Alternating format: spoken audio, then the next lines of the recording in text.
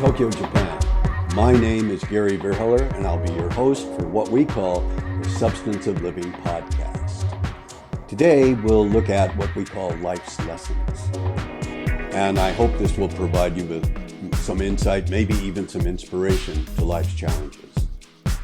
It's episode 17, and it's called My Unique Japanese Experience, Part 1. So many people ask me, well, why did you come to Japan? And because I've been in Japan now for 30 years, I thought it would be interesting to offer my story, and perhaps you'll be able to apply some of the things I learned in this first section of my unique Japanese experience. When I was in the United States, I'm a small guy. I'm about 169 centimeters, 170 centimeters. That's about 5'7" or so. And you know, Japanese in America, American men are monsters, and I'm a small guy. So when I was 11, 12, and 13, I took judo. It was my first introduction to anything Japanese, because in my hometown of St. Louis, Missouri, I knew no Japanese way back then. And one day, a Japanese sensei came to the class. He was a small guy like me, and he taught classes, and then he challenged everybody in the dojo. Now, we had some monster men in that dojo, and he threw them around like they were made of paper. Just flung them around, and I was, being a small kid, I was just, this is great. So that was my first interest in Japan. Then when I was 20, 21, 22, 23, I took karate, and I learned about something called Bushido. Bushido means the way of the samurai, and it's the code of the samurai, the principles of the samurai. And I was fascinated. And I said, I've got to go to Japan. I've got to go to Japan. I studied psychology in university. And I've worked with 5 psychologists in training. Psychology, many times, most of the time, is feeling oriented and talk oriented. So talking about your feelings.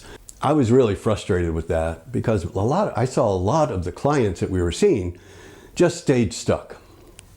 And so I changed from the counseling side of psychology. I changed over into educational psychology so that I could see results. I learned how people learn, and I could improve teaching methods to help people learn better. And I put myself through university. It took me 14 years because I worked full-time, I worked part-time, and I went to university part-time.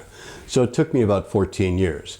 The last job I had was as a security officer at a hospital.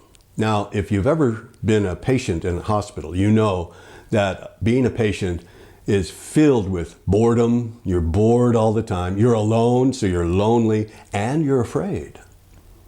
So, having been a patient in a hospital, I thought it would be my job as a security officer, as soon as I would come on duty, I would go up to the top of the 10th floor, check the 10th floor, and then I would say hello to every nurse, to every doctor, to every medical professional, and to every single patient, every day.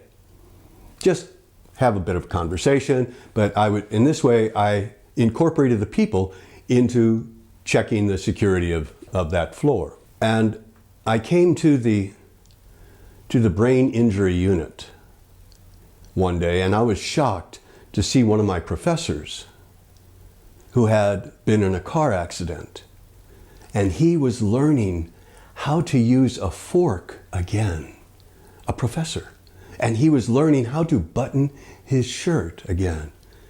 And I thought, I'm so lucky. And then I would go to the oncology ward. And what would really break my heart would be the pediatric oncology ward, where children, 4, 5, 6, 7 years old, with cancer, terminal cancer. And they were so excited to see me because I was dressed like a police officer, complete with the badge and the black belts and everything. And they would, oh, Mr. Gary. They came running up to me and hugged my legs, and it just broke my heart. They were filled with joy. They knew that they were going to die. This was something that was part of their life. And I was just shocked And I thought, I must live at least one dream, not just for me, but for all the people who can't, particularly those kids. I stumbled across a book called Playing Ball on Running Water by Dr. David Reynolds. He is probably the leading expert on Japanese psychotherapy in the West. And this had some very interesting principles. Number one, accept your feelings as they are. Number two, have a purpose. And number three, do what needs to be done.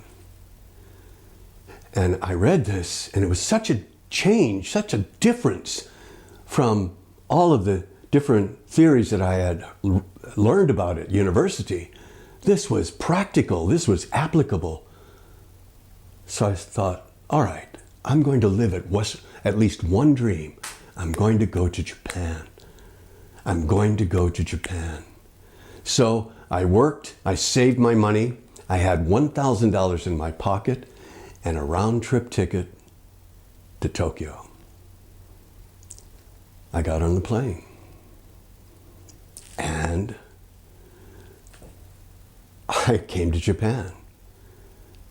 And I arrived at the Japanese International Airport, Narita, and when I got off the airplane and collected my bags on three huge bags, and I'm pushing my bags on a cart, and I'm thinking, oh, everything's Japanese, the writing's Japanese, people are speaking Japanese. But then I heard it, and I knew I was going to be okay. Japan Airlines Flight 671. I thought, oh, okay, I'm going to be all right. I guess what I'm asking you to do, what I'm asking you to think about, is to live your dream. And we'll talk about that more in part 2. Thank you. Thank you for joining us today for the Substance of Living podcast. If you'd be kind enough to consider subscribing, you can contact us through Spotify or Apple Podcasts or connect on Twitter. Join us again next time for what I hope will help you navigate life.